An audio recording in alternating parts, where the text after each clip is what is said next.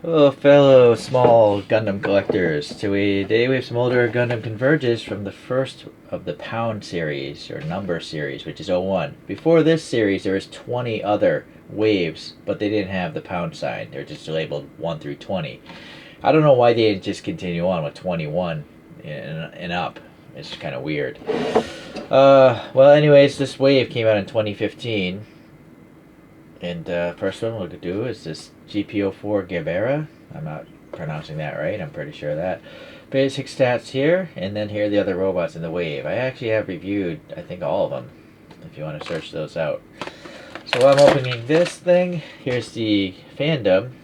It is a general purpose mobile suit, and shown in Encounters in Space and Gihren's Greed, which I have no idea what those are. Oh, those are just books or cartoons. There's the gum from that year. Alright. And where's the blurb? The blurb here. There we go. So, the Apprentice is something to do with this, which I have reviewed. I'll show that at the end. Ooh, look for those. Make sure you don't cut through the pieces. The head is in a separate bag within this bag. Quite interesting. They did. Oh, I see. They didn't have cardboard. They just decided to put the antenna in a different bag. And then it's weird that the shield is just running around in here because it could get scratched by the base. That's considering they did 20 waves before this wave. You would think they would have learned better. I almost threw the antenna out. You gotta make sure you get everything out of these bags. Very often I don't see everything. Alright, well, you've had time to read that text, so here are the images from this website. Something like that. Alright, so these later waves all have logical footstands. The first 20 waves had silly footstands. So this is a nice gray, light gray color. Nice matte finish blue feet here, and a lot of details on the bottom of the feet there, so that looks great. Yeah, nice intakes, I assume, yeah, thrusters in the back. You can see the hint of an RX-78 with the ankle guards there. Little thrusters here are a nice touch. They're a different color. I bet they're different pieces, but they're glued in place. The only things that move are the head and the shoulders usually. Okay, so nice painted yellow within the white, which is on the blue, right? So a lot of paint processes going on. There's the hatch, I believe, in red, and you got 5 thrusters here in the shoulder. That one's not molded so great, but this one is.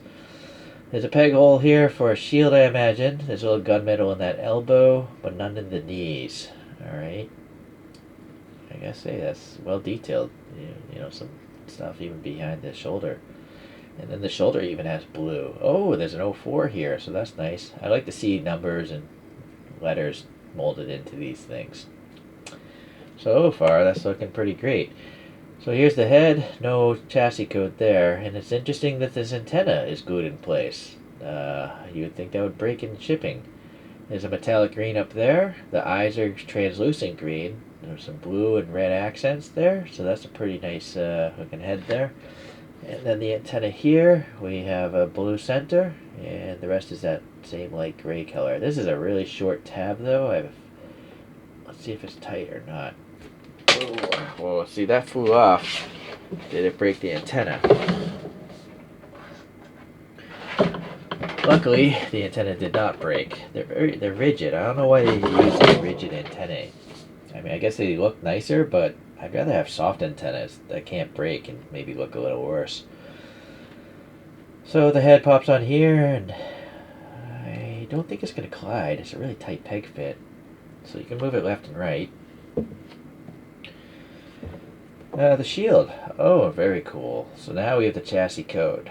And actually some funky lettering there. And then Earth EFSF, E1, or there's a lot. That might be the most detailed text, like the most amount of text I've seen on a Converge figure. Some details in the back there. So it's nice that it has a round peg, so you can actually move the shield around as you see fit. And it's gonna, well, actually it does clear the ground. Nicely done gun. The hand is molded onto it. I kind of wish the handle was a different color, but they did get the scope as a different color, so that's nice.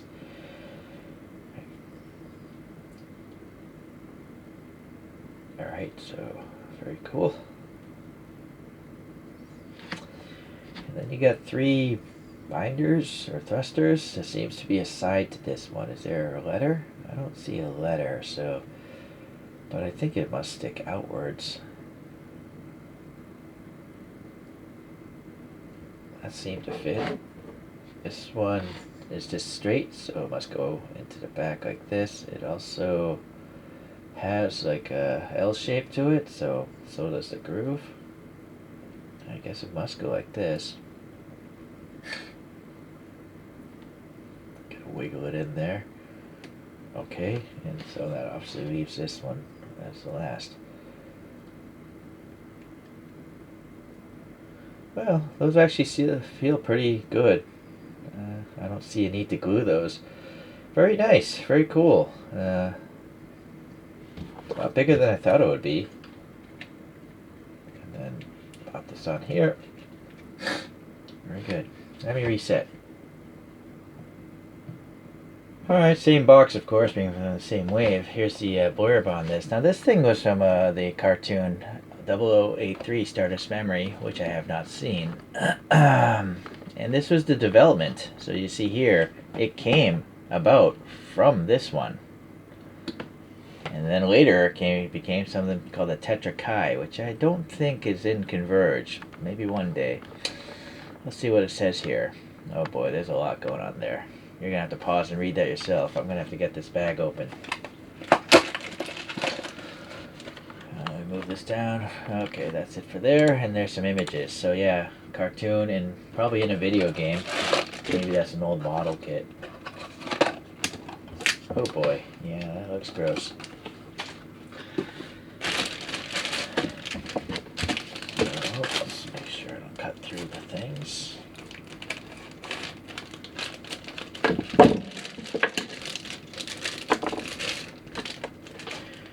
Alright, so that antenna's in this. Hope to keep it from snapping off.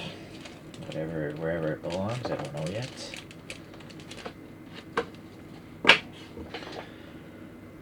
Alright.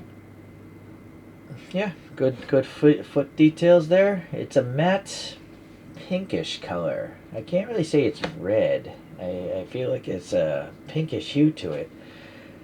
Alright, so you got some gray thrusters in the back, and then you have some gunmetal knees back here. Yeah, decent detail on this one. I like it. The backpack there, the giant thrusters in the shoulders, and they're not lame. They actually have molded details in them. Those are some cool thrusters, some of the best I've seen in Converge. You do have some piping here, which is nice, and it's also going around the waist, and it's actually floating. You see? That's awesome. That's a pretty thin pipe. This is turning out to be pretty great. So, yeah. You don't want to twist these things, I don't think, because you might shear off the peg. I just, like, bend them in and out to break the paint. And this time the peg is on the arm. Okay, so yeah, you can see more hose details there in the gray. This hand is, I think it's molded in, but it's painted very well. Or maybe it was glued in place. I don't think it's supposed to move. It's just a fist after all. It can't hold a weapon. This side here, pretty thin peg, but it's nice that it's a long peg, so it doesn't, want to just droop out.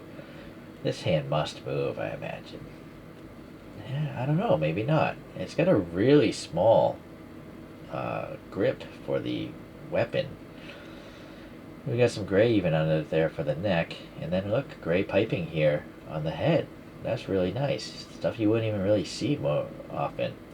And then this model I can probably move. Oh, wait a sec. I guess you have to pop the head off from, I don't know. Let's see. Yeah, it can move. I don't know if you can take it apart or not, but luckily it moves. And it's a nice metallic green. That's pretty sweet. Alright, so this is a backpack thing. And it's got a thruster. Oh, nice. It's got the chassis code molded in. So that's great. Nice long peg. This is one of the better designed Converges. Nice long pegs. So the thing doesn't fall apart. except for here, maybe I take that back. That's really not long at all. I have a feeling you might want to glue that in place, but let's see, for this video, yeah, for the video it's fine, but if you remove that again, it's going to get loose and never be as tight like it is now. These are the wings. Where do they go? Oh, here, I see. Unfortunately, where's the... I see there's a wing there, so the orientation looks like there's no back image of these things, so you kind of have to guess. There's kind of a chamfer, and this one has like a U shape to it, so this one has a chamfer. I think it's supposed to go like this. That does fit in pretty well.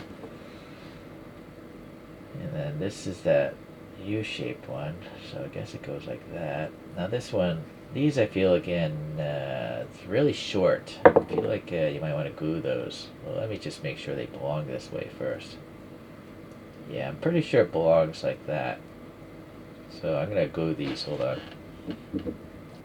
Alright, the last bit is this tiny antenna that fits into the side of the head. And again, that's a pretty short stock, so I'm going to crazy glue this in place.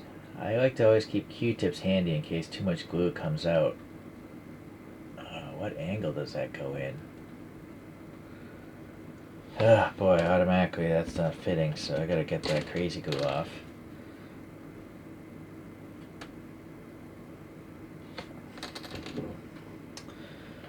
Well, I guess you should test fit it before you put glue on it. Which, I did not, obviously. And it looks like it probably faces backwards. I guess the hole must have shrank a little bit. Or maybe it goes completely vertical. Let me do this off the figure.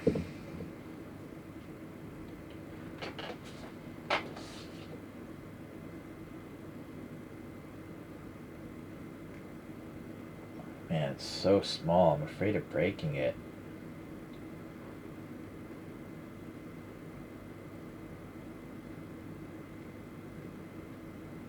Just like wiggling it in and out. Hopefully it'll widen that hole a little bit, just so it gets in there, and then I'll glue it.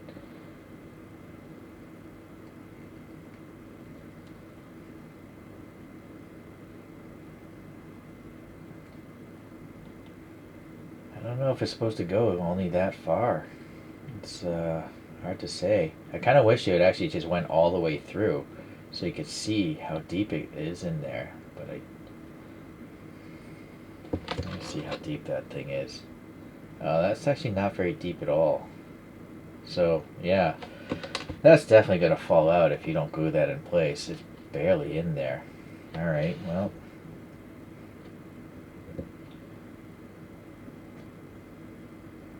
yeah, like literally that much. That's it.